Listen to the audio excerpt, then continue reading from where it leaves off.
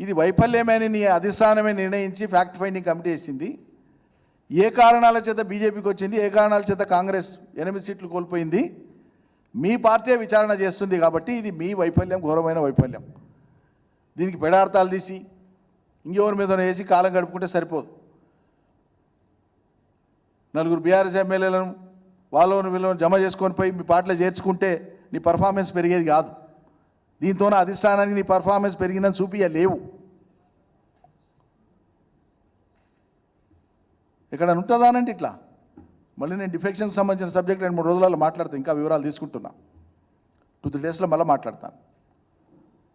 సాక్షాత్తు ముఖ్యమంత్రి పోయి ఇళ్ళకాడి పోయి కండవాలేసి ఆ ఇంటికాకి ఇంటి మీద వాళ్తే కాల్చి పడేస్తాం అని మాట్లాడు. ఇప్పుడు కావులు ఇచ్చుకుంటున్నావు, ఎందుకు కాల్చి పడేస్తాను అనివి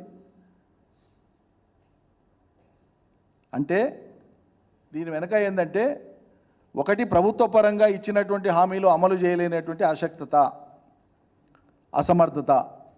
2 రాజకీయంగా వాళ్ళ అధిష్టానం ఆశల మేరకు ఈ రాష్ట్రంలో ఫలితాలు రాకపోవడము.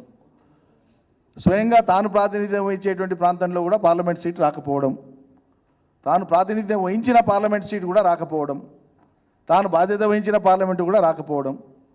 3 రాలే. బావునార్ రాలే, మేడ్చల్ రాలేదు, మల్కాజ్గిరి చేవెళ్ళ రాలేదు.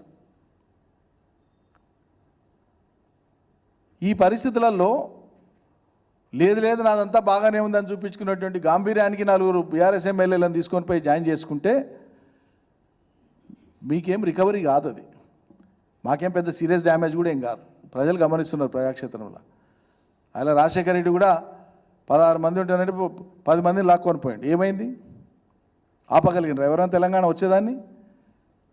కొంతమంది ఎమ్మెల్యేలను తీసుకుంటే ఉద్యమ సంస్థ నుంచి ఉద్యమ పార్టీకి వెళ్ళి ఈ తెలంగాణ అంశమే లేకుండా చేస్తాం, తెలంగాణ రాష్ట్రమే రాకుండా చేస్తామని ఆశలు పడ్డటువంటి వాళ్ళ ఆశలు ఏమైనాయి?